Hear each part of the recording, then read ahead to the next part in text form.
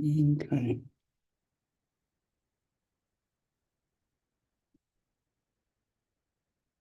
So as I mentioned before the beginning of spring break, what we're heading into is some of the more specific skills that are really necessary we're going to focus on group setting, but these skills kind of go across whether you're doing individual counseling, couples therapy counseling, and group treatment counseling and family counseling, all of those things that deal with one to multiple people. Um, And I like to start with the notion, you hear the terms hard skills versus soft skills. And I want to make an important point. In other fields, they may consider what we're about to go through as soft skills, meaning those things that help you navigate the world. And then they have their what they call their hard skills. So in engineering, you have the mathematics and the how to make a structure strong. In the business world, you have the accounting and the systems analysis and all those types of things. And I just want you all to think about this as not being necessarily your soft skills, but these are our hard skills. These are the tools that we use to do our job. Okay. Now, in your personal life and everything, I encourage you to use these as your soft skills and navigating with your family and friends and the like. But the thing that I want you to reflect on as we go through these counseling skills is these are really the tools. They're the computer programs, the business analysis tools, the accounting spreadsheet, all of those things that other individuals use as skills. These are the ones that we utilize in our field. Okay, so we're going to start with probably something that seems really basic, but sometimes is not. I'll put it that way. And that is the skill of attending. What I would like everyone to do is in the chat, and there's no right or wrong answer, but in the chat, I want you to describe what attending is to you. So, what does the word attending, when it comes to the interaction between you and others, what does attending mean to you?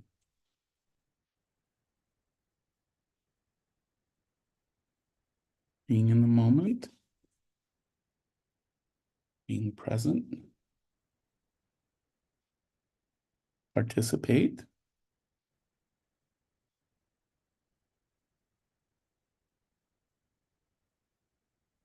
presence, and attention.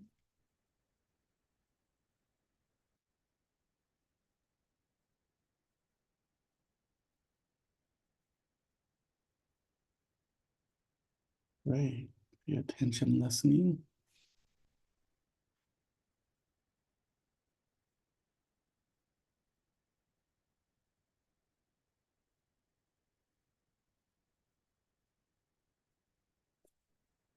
Okay.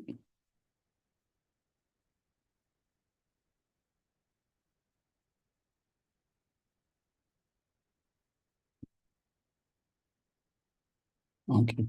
All of your answers are amazing. Um, Open to discussion, focusing, showing care, engaging. Excellent. All right. I think you all got the idea of the definition, but I want to just bring out some of the common words. Um, the first one is being present, and I noticed someone put being in the moment. Okay. And when we talk about being present and being in the moment, we're not talking about, what is that uh, new type of um,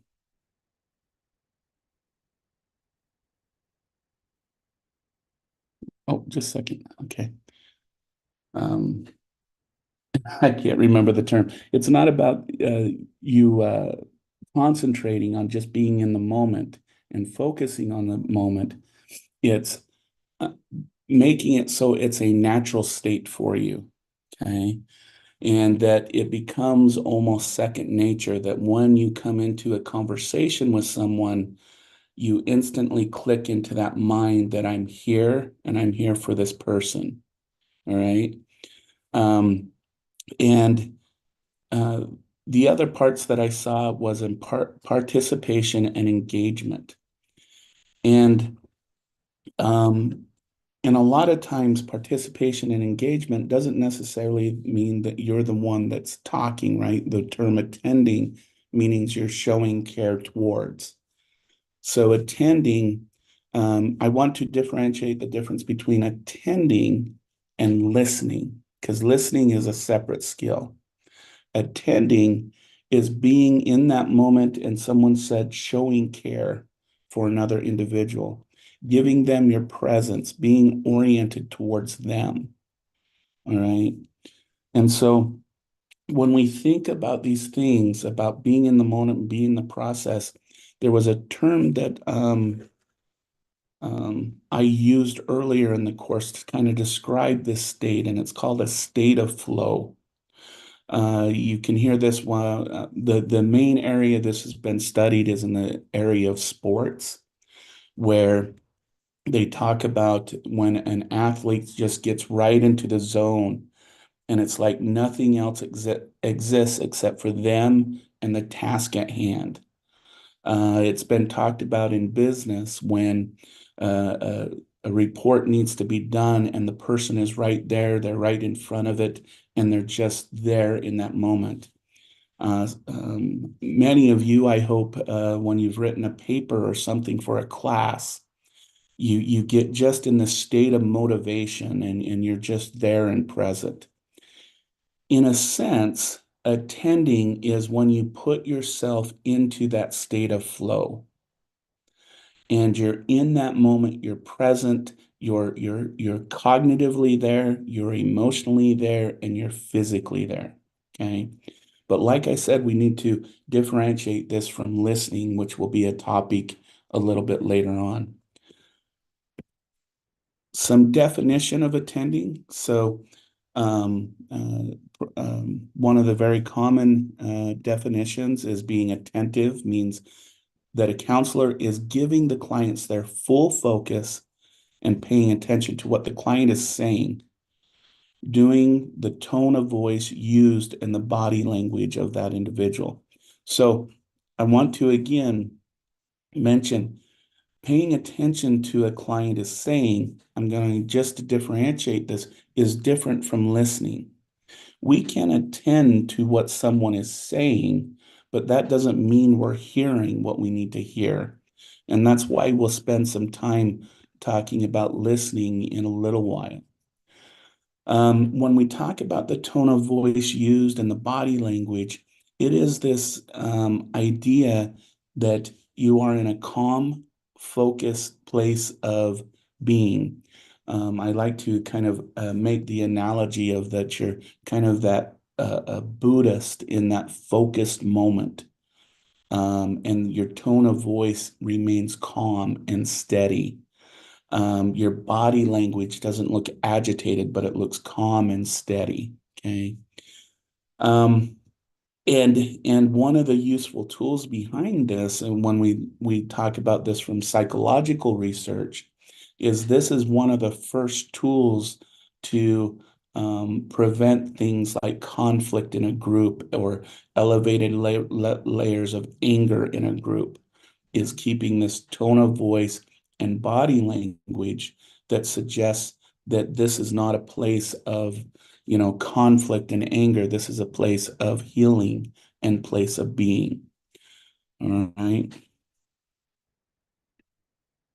So some key components of attending, and we've talked about a few of these before. The first one is eye contact. Now, no matter what culture you come from, some amount of eye contact is necessary. This idea that the eyes are the doorway to the mind or to the inner person is not too far away from where we're at.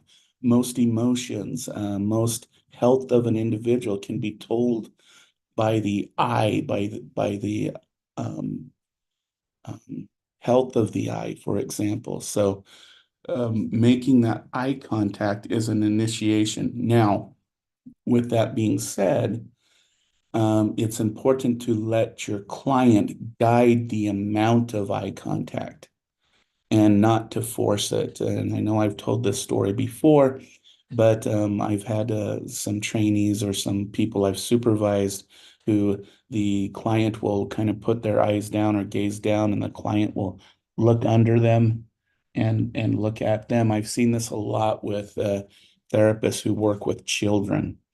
Um, and it's kind of an interesting thing because they feel like they need to get under the little guy's face and say, "Oh, how are you feeling? What are you doing?" When in real reality, it's just that that child is uncomfortable with that eye contact, or usually, or has some form of shame that they need to process. Now, I'm going to tell you, when you have that kind of situation, if you've had sustained eye contact with someone and then all of a sudden they look away, that should be a signal to you that there's something that needs to be processed at that moment. But if from the beginning eye contact is not very sustained, then um, then you need to let that be, let that occur. Now, on this topic of eye contact, this is something that you also need to view on yourself and do some self-reflection. Because just like your client, there's amount of eye contact that you are comfortable with as well. All right. And so, and this is one of the difficult parts, is your client should guide the eye contact, not you. And so this is the skill behind eye contact, is you yourself becoming comfortable with the amount of eye contact, even if it goes beyond your comfort level. Isabel, I notice you have your hand up. You kind of touched on it. I was just wondering, like, as far as eye contact, because sometimes it might be due at to maybe some kind of condition or culturally, but you answered it when you said you allow the contact, I mean, that you allow the client to dictate the eye contact. So that pretty much lets me know they set the tone on whether to make eye contact or not make eye contact. But is there any a time that it should be concerning when they don't make eye contact? Yeah, Isabella, that's an excellent question. If you come into a situation, so when there's a difference between in the beginning of treatment versus as treatment goes on. Okay. So if as treatment goes on, the comfort level between you and your client will increase or should increase. And the amount of eye contact from that point should increase at incremental levels dependent upon who they are, their culture, all of those factors that we talked about. If from the beginning the client doesn't have any type of eye contact, so let's say you have a new client and you can't even get that 1 second amount, okay? And I'll let y'all know for some people it may just be a flinch of time, but human beings have this need to make some type of eye contact. So it could be a matter of a couple seconds versus a matter of, the whole session. And yes, I have had clients who have maintained eye contact through a complete session. Um, my point being, and this is the part of attending that is one of those kind of skills that you have to acknowledge, is in the back of your mind from the beginning, you should tick in your head the amount of eye contact that client initially makes. Okay. And that's part of the attending skill. And then from there on out, you gauge whether that eye contact is increasing or if that eye contact is decreasing. Because if it's decreasing, that means there's something probably going on with the client. Most commonly, they may have done something that they feel shameful of, They may have, in some cases of, I've had this happen, for example, where the person was re-traumatized, and that re-traumatization, you may have reminded them of that person or that situation because of the transference and counter-transference that is happening between you and the client. And so that's when you need to step back and not actually saying, hey, I notice you haven't been making eye contact with me today, because that's weird. But it's about just kind of sitting back and saying and just reassuring them about your relationship with them, about this is a safe place. And it's important, especially if you're working with trauma clients, is to check in on their safety. Um, when you're dealing with addiction clients, it's really about checking in on whether they've had, for example, a relapse or something going on in their life, and reassuring them that this is a safe environment, and all those kinds of things. When you're working with a mental health provider, a client who has mental health, they might be going through their mental health um, process. So for a bipolar, they might be going through a manic or depressive phase, and they might feel ashamed because here you are, we're supposed to be helping and getting healing, and they're going through a trigger phase. Let me think of some other examples. Um, when working with a survivors group, um, uh, that non-maintenance of eye contact, when they stop making eye contact, a lot of times they might be going through stuff like survivor guilt. They might be, they may have hit an anniversary of some type that deals with the loss or the thing that they're going through, or their cancer is coming back or something like that. So there's many different reasons why clients will stop maintaining eye contact, but the point of attending, and this is important, what kind of makes it a difficult skill is you want to establish that baseline from the beginning, um, because that's where you're going to measure whether or not you're progressing in this area, whether people are becoming more comfortable with you, whether or not you're building a relationship with them, or whether, there's something going on with the client, either the client or with the relationship you have with that client. Okay. Um, I know that, and this gets into the ethics part of it. I've worked with some counselors who very attractive counselor. I had a male counselor that was wow, and I've had a few female counselors that were very attractive people, and they had a very hard time getting some clients to even have contact with them because of their physical appearance. And why am I telling you this story? It's because it's a skill that you have to develop, whether or not people find you very appealing or whatever it may be. It's a skill. It's not necessarily something that is natural for us to do. So that was kind of a weird example, but I hope I made the point. So does that answer your question anymore, Isabel?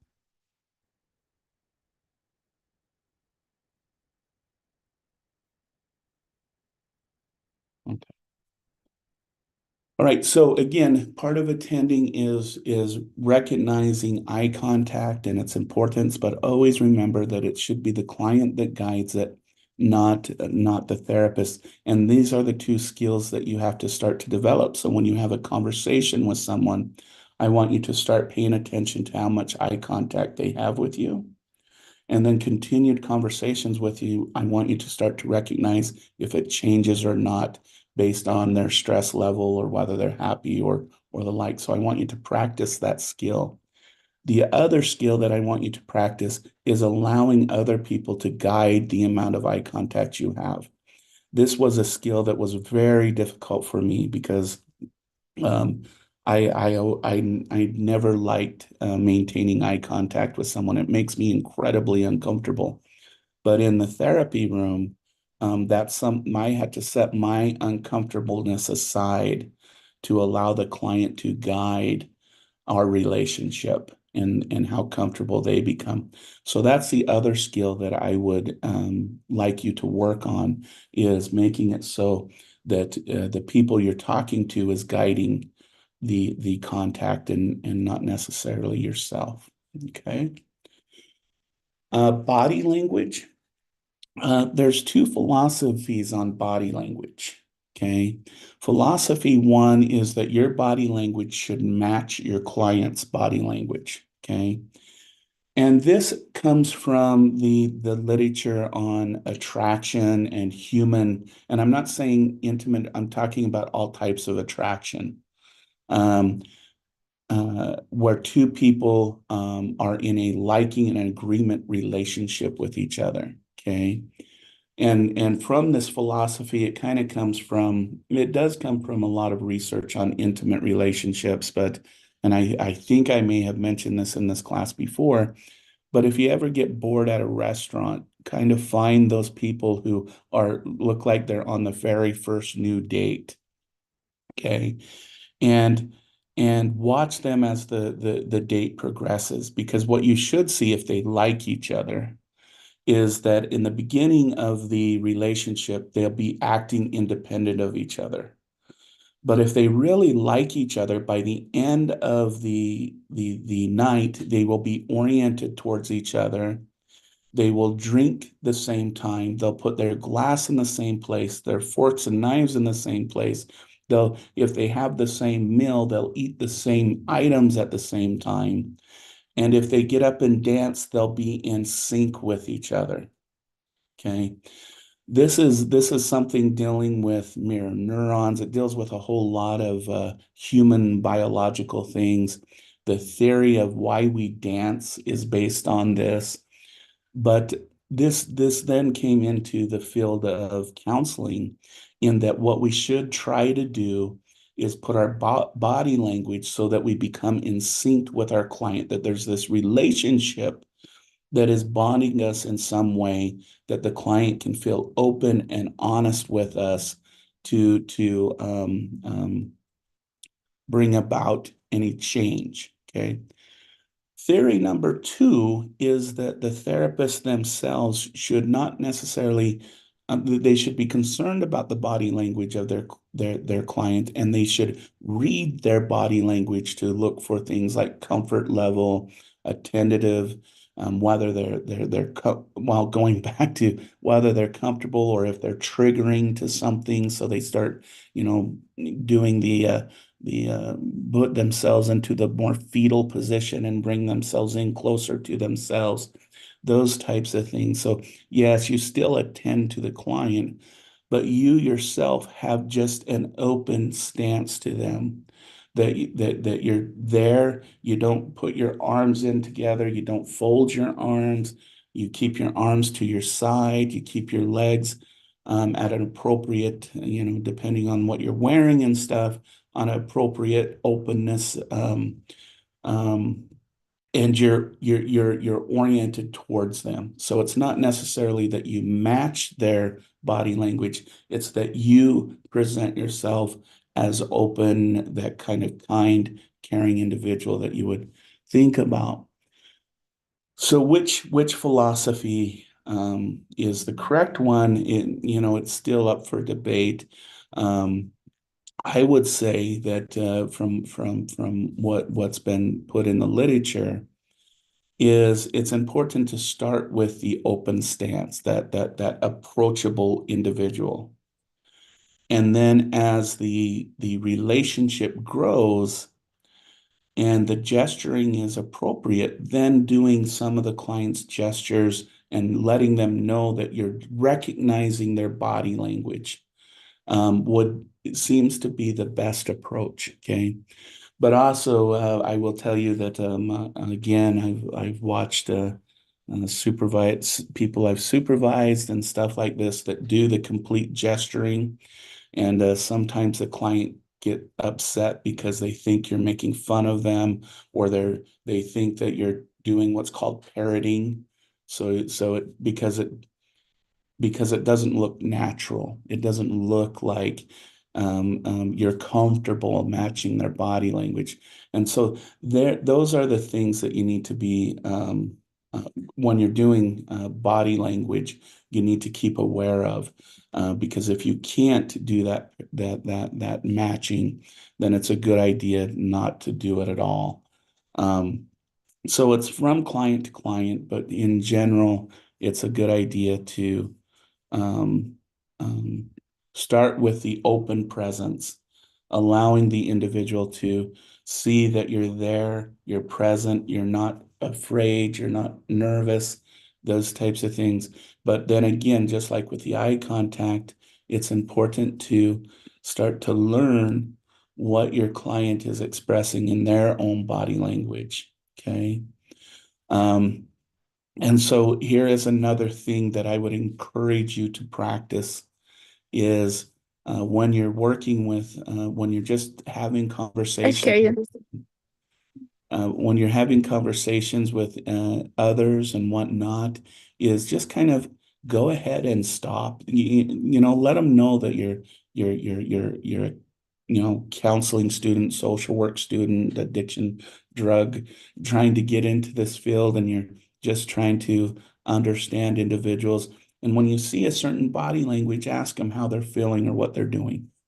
Do this with individuals that you're very comfortable with. And I would encourage you just to practice this idea of reading body language of other people.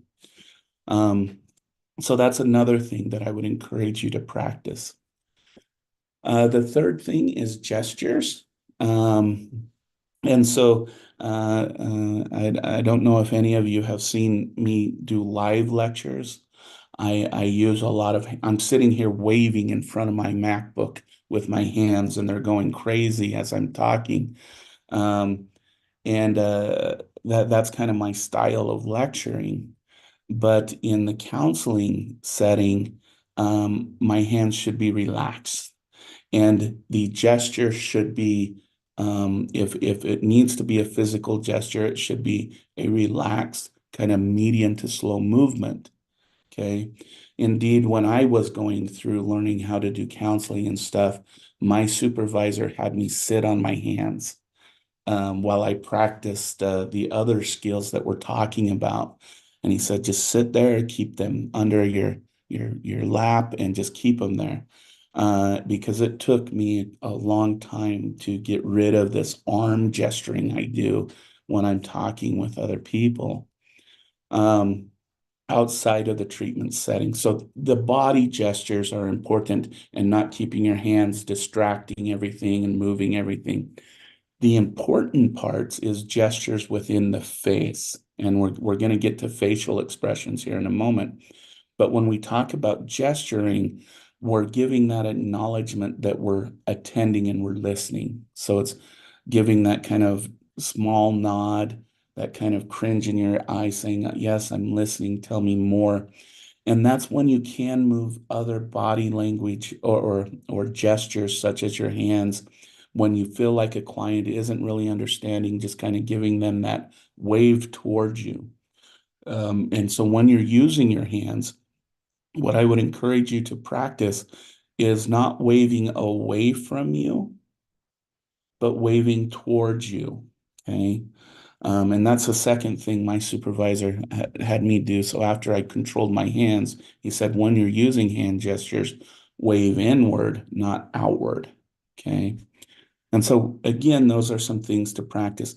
The other issues with gesture is make sure you're not tapping your leg with a nervous tap of your leg,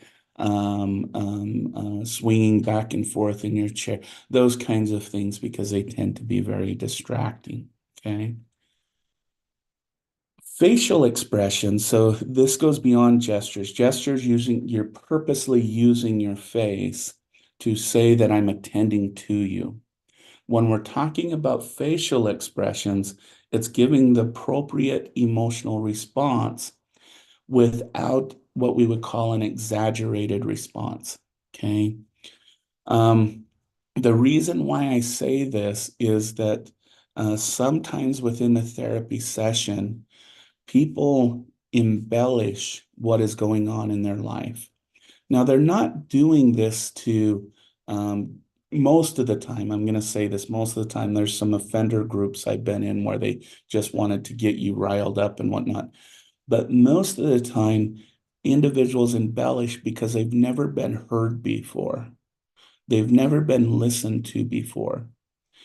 Um, and and what they're looking for is that actual response, not that because if you give, let's say, um, you have a client and they say, last night I got drunk and I beat up my wife. Let's use that example.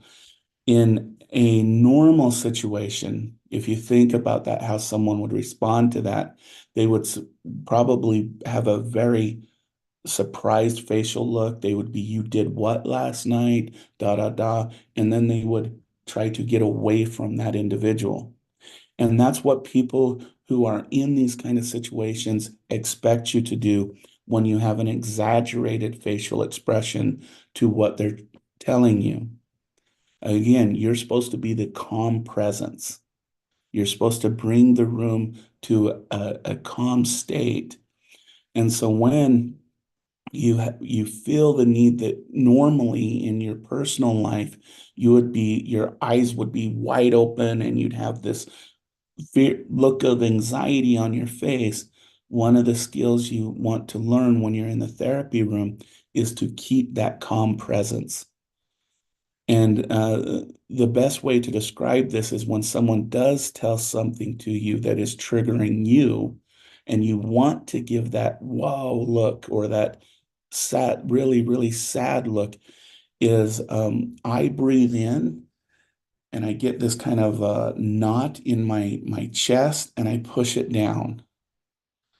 And then I breathe in again one more time, and then I get that hold that breath in my chest, and then I purposely push it down because it feels like I'm pushing that intense emotion that normally normal people, and you should probably too outside the therapy room, should experience. Um, where I would encourage you to practice this is when you're watching shows. I watched, wow, I can't remember the name of it, the story of Pi last night with the kid who, his family died on a boat and he went across the Pacific Ocean with a tiger in the boat. And the end, my wife and I were all tears. Okay. I want you to take an experience like that and practice this. And instead of welling up, and I want you to practice this breathing in, holding it in your chest, and then pushing the emotion down. Okay. Because that's the best place to practice that. Because in the real world, outside of the counseling space, you should experience emotions to the intensity that you should feel them. But in the treatment room, you want to keep that calm presence. You want to let that client know that you're going to listen no matter the story or the intensity of the story is, because they're used to people having that reaction that you want to have and then walking away or saying, I don't believe you, or, oh, you screwed up again, blah, blah, blah, blah, and all of the things that they're used to hearing. And in some cases, they're actually testing you on that. Especially if you work, for example, in the prison system and those where they kind of want to test your limit and test how far they can push you. So kind of keep that population idea in mind of who you're working with when you're dealing with these issues. Tone of voice. So this is one that again is up for debate, I should say. And if you think of the stereotype of a counseling, you should be this very soft spoken. Oh, how are you feeling? Are you doing okay? How are, that very soft voice and that calming voice. I don't know how many of you watch Two and a Half Men, but there's also on the other side the Charlie Harper therapist who is very much in your face, there, telling you how it is with a high-pitched voice and saying, why don't you just get your mind out, blah, blah, blah. If none of you have watched that, I would look up an episode with his therapist and look at how she reacts. And so, which is the right way, being that straightforward, um, in the face type of therapist, or being that calm presence, and that the truth is, and according to research, is that we should be midway to where we could use either skill dependent upon the situation. Because there are some situations where the client just needs to hear the truth. And they always should hear the truth, but they should hear the blatant truth that is just there, it's in their face, and needs to be said. And then most of the time you're kind of in between, okay? But then there's other times where emotions are playing a large role. They're still on the track, but they just need someone with a calm voice who can be there, who can listen. And in some moments, you just need to recognize that is the necessary component. Okay. And so again, on this one, the thing that I would encourage you to practice is recognize your tone of voice. Recognize people's reactions to your different tones of voices, and see what range for you people make sure that they feel safe and comfortable with you. Because this is also the tone of voice one is really a personality factor. There's some counselors that you go in and their personality, you expect them to be more on the in your face, louder side of tone. And then there's some people that and when they act outside of that personality range, it just becomes kind of fake. Okay. So in this one, think about your personality. Think about how people react to you when you're in more of your soft zone versus more of your loud zone, and determine what is most authentic for you.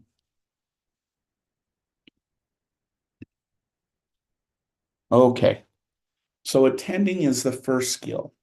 So the moment a client walks into your room, attending should be that first thing that you're presenting. Um, There's nothing more of a turnoff when you're going into a counseling session than when you're going into a counseling session and the therapist or the counselor or the social worker is sitting there flipping through their book, looking at your file, doing this, doing that, and saying, "Oh, just a minute, I'm behind. Have a seat." Blah blah blah. They're typing on their keyboard. There's nothing more off-putting and probably won't make it that client return with that kind of starting off point. Okay. So I would encourage you to, when you have a client scheduled, about 4 or 5 minutes before, set everything aside.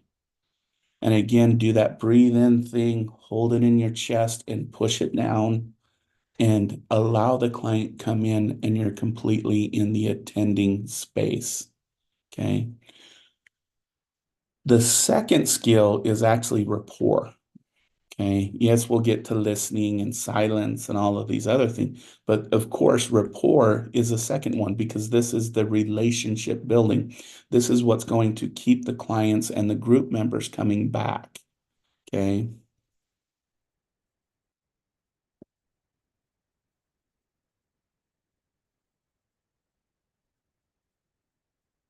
Yeah, Sheena has a perfect example that has happened to her. So yeah, it's kind of off-putting. So it's kind of interesting. And sometimes I do have to admit this to you all. Sometimes it's not the counselor or social worker's fault.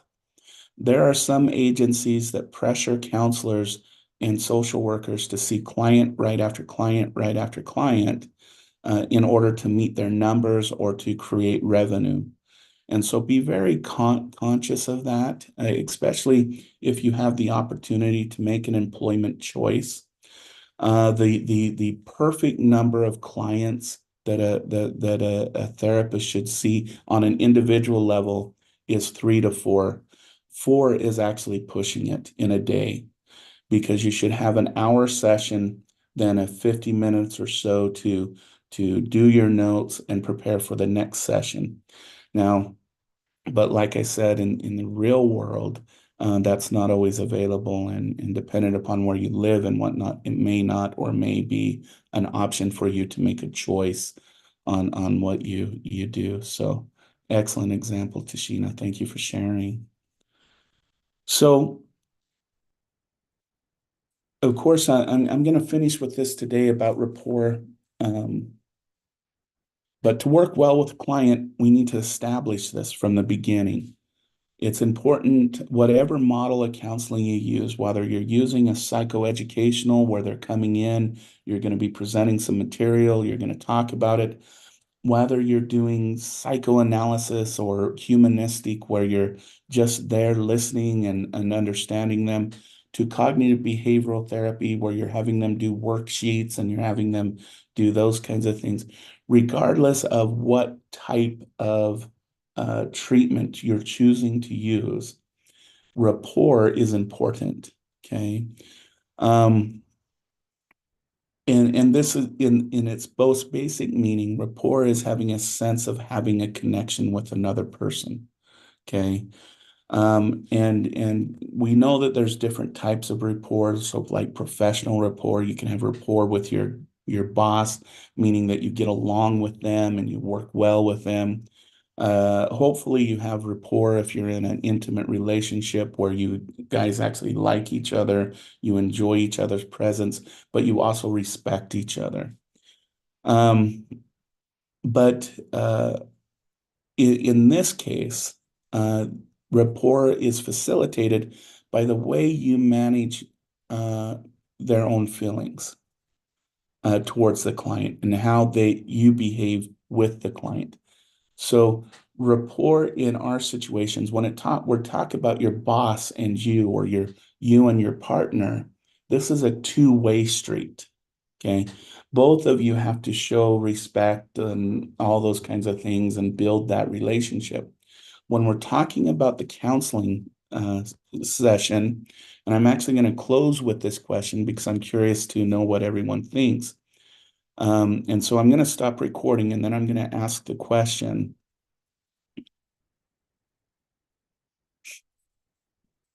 And I'll open up my chat box real quick.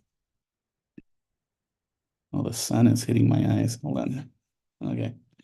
So what do I mean, and why is it 100% of the therapist's responsibility to establish rapport by managing the emotions of the therapist? Why is it your responsibility to establish that? You can put it in the chat or you can unmute yourself.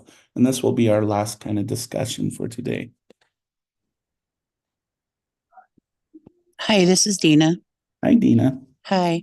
I think it's our responsibility because they're coming in a vulnerable position and um with or without, their, I guess, consent. And so it's our job as like the professional to create a safe space so that they feel comfortable and willing to share.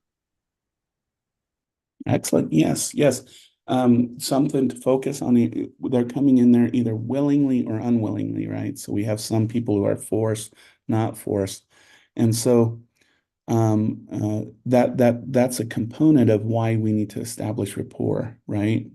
And so some very excellent points. How about someone else? Thank you very much. Fladina, do you mean to build trust between them, between you and them?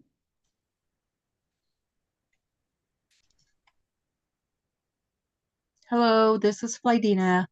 Yes, I feel that,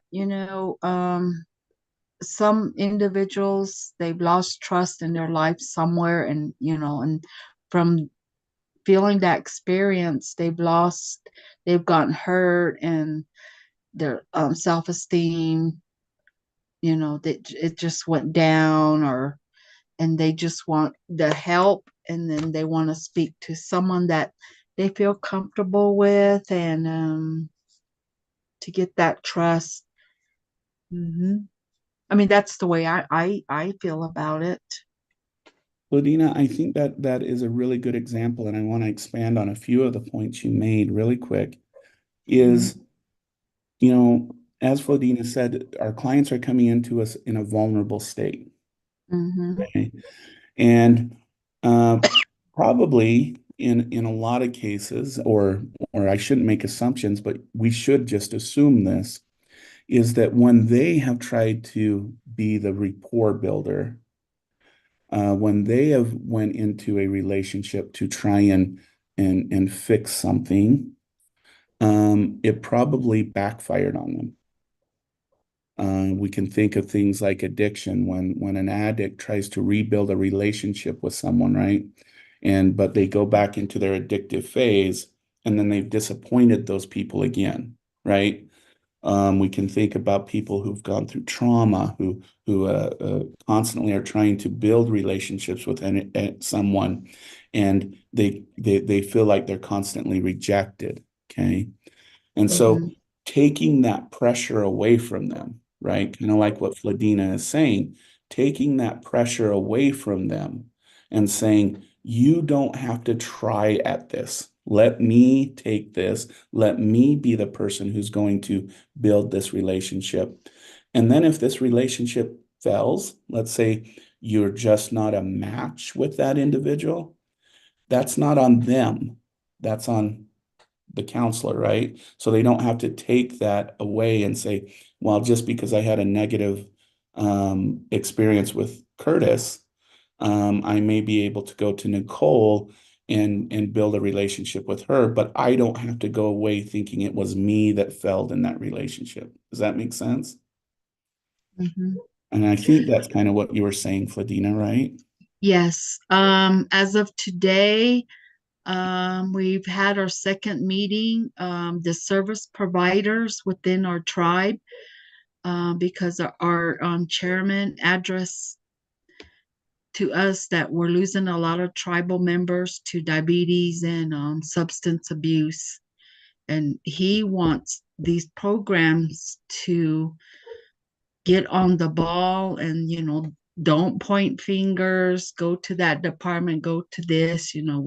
When someone enters our door, we have to be there available right then to help them, to talk to them right away because they're in a crisis, or if they have an appointment out of town.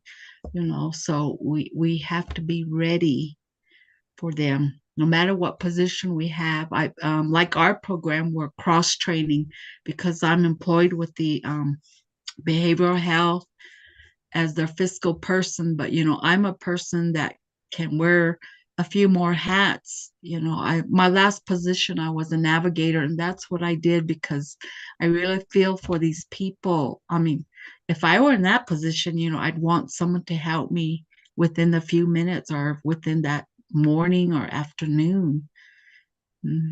So that's what we're doing with our group as service providers, because some of us were duplicating services. And if we're doing that, we have to, we must provide that service and not refer them somewhere. We'll take that referral right then and there.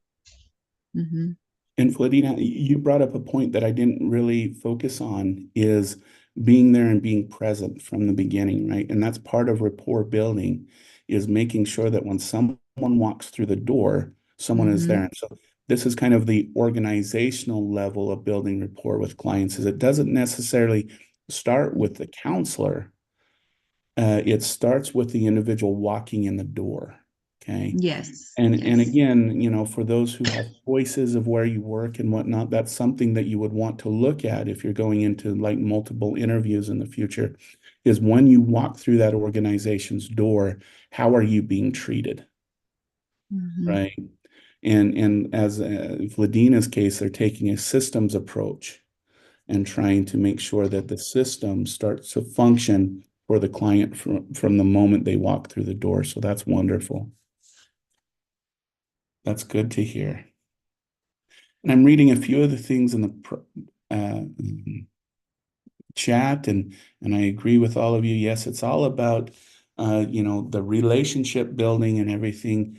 And again, and Nicole mentioned safe environment, and I see that Jocelyn mentioned this, and that's an important part too, because you don't want someone to feel alone, and that's the other part about rapport building and why it's up to the therapist is if the client was put in the driver's seat of rapport building, they may feel isolated and alone because there's no one there to do that or initiate that with them. So those are some really good points. Okay. All right, gang. Thank you for that conversation. Is there any questions or comments about today's content overall? I just wanted to kind of piggyback off of what you were saying. I was waiting for everybody to kind of get what their suggestions or what they wanted to say. But I feel I agree with everybody as far as making the client feel safe. For sure, definitely having that client speaking from personal experiences, like when I walk into an office where I'm, searching for help, I definitely want to make sure that I am feeling safe, that it's inviting, because I am coming there vulnerable